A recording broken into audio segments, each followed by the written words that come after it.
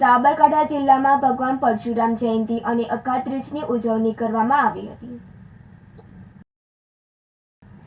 આજે તારીખ 10/5/2024 રોજ ભગવાન પરશુરામ જયંતિ અને અખાત્રીજ દિવસે ભગવાન પરશુરામ પાર્ક ટાવર ચોક પાસે સાબરકાંઠા જિલ્લા કલેક્ટર નેમિષ દવે સાહેબ તથા અતુલભાઈ દીક્ષિત, વિજયભાઈ પંડ્યા, અમારા 7 સ્ટાર સખી મંડળના યુનિટની મુલાકાત લીધી હતી।